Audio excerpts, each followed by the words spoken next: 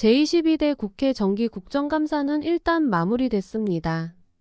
대한축구협회 정몽규 회장은 지난달 국회 문화체육관광위원회의 현안 질의에 참석한 데 이어 24일 국감 종합감사에도 증인으로 출석해 여야 의원들의 날 선질의 공세에 시달렸습니다.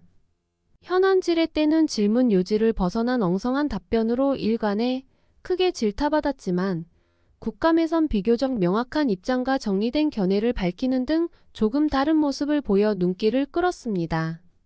그런데 아직 끝이 아닌데요. KFA에 대한 문화체육관광부 차원의 감사 최종 결과 발표가 기다리고 있습니다. 정확한 발표 일정은 잡히지 않았으나 애초 예정됐던 이달 30일은 지금으로선 어려워 보입니다. 유인촌 문체부 장관은 국감 당시 감사 결과 발표가 조금 미뤄질 수 있다고 밝혔습니다. 홍명보 국가대표팀 감독 선임 과정에서 불거진 공정성 논란이 한창 들끓던 7월 기초조사를 거쳐 실지 감사를 진행한 문체부는 감독 선임에 대한 조사 결과만 중간 발표 형태로 공개했습니다. 나머지 행정 난맥상에 대한 부분은 아직 밝히지 않았는데요. 문체부는 실지 감사는 거의 마무리됐으나 최종 단계인 정 회장과 면담이 마무리되면 시일을 정하겠다는 방침입니다. 29일 서울에서 개최될 예정인 아시아축구연맹 어워즈와 각급 산하위원회 컨퍼런스 일정도 고려됐습니다. AFC의 연례 행사 중 가장 큰 규모이자 한 해를 마무리하는 의미도 담은 터라 문체부가 굳이 이 행사를 망칠 필요는 없습니다. 최종 감사 결과에 대한 체육계의 전망은 분분한데요.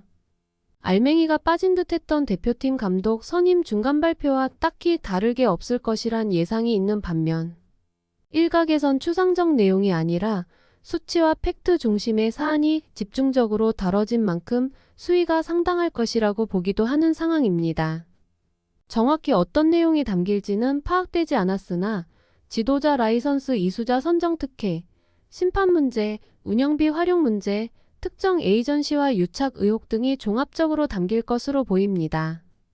실제로 문체부는 그동안 KFA가 프로 및 대표팀 감독이 되기 위해 반드시 소지해야 할 P급 지도자, 라이선스 교육 이수자를 선정하면서 일부 지도자에게 특혜를 줬다는 정황을 포착하고 KFA 담당자에게 경위를 캐물은 것으로 알려졌습니다.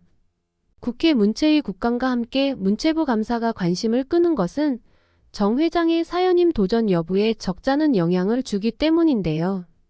대한체육회 스포츠공정위원회 심의를 통과해야만 내년 1월 KFA 차기 회장 선거의 후보로 등록할 수 있으나 우선 당면한 감사에서 뚜렷한 하자가 없어야 정 회장은 연임의 당위성을 호소할 수 있습니다. 문화체육관광부가 배드민턴협회 김택규 회장의 해임을 권고한 가운데 이제 관심은 또 다른 문체부 감사 대상인 대한축구협회 정몽규 회장의 징계 여부에 쏠려 있습니다. 문체부 관계자는 1위 축구협회 종합감사 결과는 다음 주 발표할 예정인데요. 11월 6일이나 7일쯤으로 일정을 고려하고 있으며 정몽규 축구협회장에 대해서는 징계를 권고하는 안이 예상된다고 밝혔습니다. 문체부는 지난 7월부터 축구대표팀 감독 선임 등 논란이 일자 축구협회 특정 감사에 착수했습니다. 지난달 2일 홍명보 대표팀 감독 선임을 둘러싼 논란에 대해 중간감사 결과를 발표했습니다.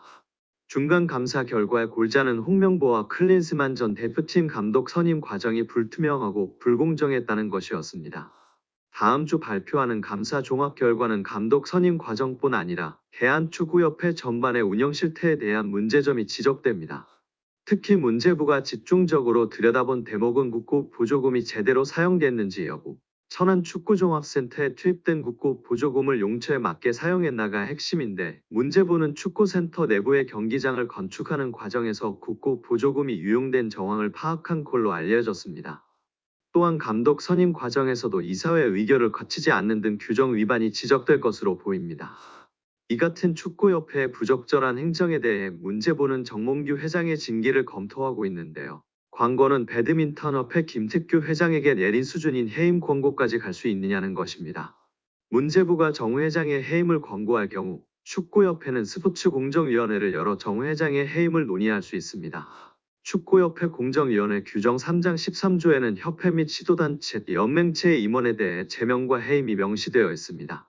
다만 축구협회 스포츠공정위원회의 구성이 이사회 결의를 통해 정몽규 회장에게 위임됐을 경우 이기은 대한체육회장의 경우와 마찬가지로 자신이 뽑은 공정위원들이 자신의 거취를 결정할 수 있는 상황과 비슷해지기 때문에 논란이 예상되고 있습니다. 축구계 정통한 관계자는 국고 보조금 사용의 경우 웃고 그름에 있어 다툼의 여지가 있기 때문에 해임 사유까지는 되지 않을 것으로 봅니다. 다만 정 회장에게 일정 수준의 징계가 내려질 수는 있을 것이라고 관측했습니다. 정 회장에게 해임이 아닌 수준의 징계가 내려진다고 해도 사선 연임이 확실히 보장되는 것은 물론 아닌데요. 정 회장이 사선 연임에 도전하기 위해서는 상급기관인 대한체육회 스포츠공정위원회의 심의를 거쳐야 하는데 12월 중순 공정위가 열릴 예정입니다. 다만 연임 심사 평가 항목에 징계 이력 및 개인 범죄 사실이 포함되어 있기 때문에 문제부 감사 결과에 따른 징계 꼬리표가 붙는다면 연임 심사에 걸림돌이 될 수도 있습니다. 정몽규 취임 후 보조금은 11년간 3배 늘었습니다. 정부 보조금은 연간 최소 110억 원 수준이며 스포츠 토토 등 복표 수익 연간 200억 원이 지원되고 있습니다. 주요국 정부 보조금 없거나 의존도 낮으며 피파 랭킹 20위권 국가들은 70% 이상이 협회장은 전문 경영인이 하고 있고 이외 축구인 등이 하고 있습니다. 우리나라처럼 재벌 총수가 회장인 곳은 단 한 곳도 없습니다. 대한축구협회에 연간 약 300억 원의 국가 재정이 투입되면서 수익에서 정부 의존도가 약 30%에 달하는 것으로 나타나며 충격에 빠졌습니다. 사실상 정부 재원이 아니면 운영이 어려운 셈입니다. 미국과 일본 등 주요국은 국가 보조금 의존도가 낮은 가운데 축협의 재정 자립을 촉구하는 목소리가 나오고 있습니다. 18일 한경닷컴이 축협의 손익계산서를 분석한 결과 지난 2013년 이후 보조금과 복표 수익을 제외하면 연 평균 300억 원 적자를 기록하고 있습니다. 축협의 손익계산서는 정부 재정 비중이 상당한 보조금과 스포츠 토토 등으로 알려진 복표 수익을 포함해 계산하면 재정 상황이 좋아지는 것처럼 보입니다. 복표 수익은 국민체육진흥공단이 국민체육진흥기금 조성을 위해 운영하는 국가정책사업에서 발생하기 때문에 정부 재원을 배분하는 세금의 성격을 가지는데요. 축협의 당기순이익은 최근 5년간 코로나 팬데믹으로 입장료 수익 등이 없어 38억 원의 적자를 기록한 2020년을 제외하곤 늘어나는 듯한 모습입니다.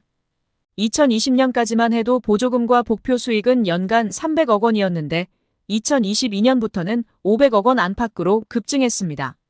이렇게 지난 11년간 축협이 쓴 보조금은 총 1,809억 원, 복표 수익은 총 2,058억 원으로 총합 3,867억 원에 육박한다는 사실이 알려지자 축구팬들부터 국민들까지 분노가 들끓고 있습니다. 박문성 축구해설위원이 정몽규 대한축구협회 회장을 비판했습니다. 박 해설위원이 27일 MBC 라디오 뉴스 하이킥에 출연해 정 회장에게 직격탄을 날렸는데요.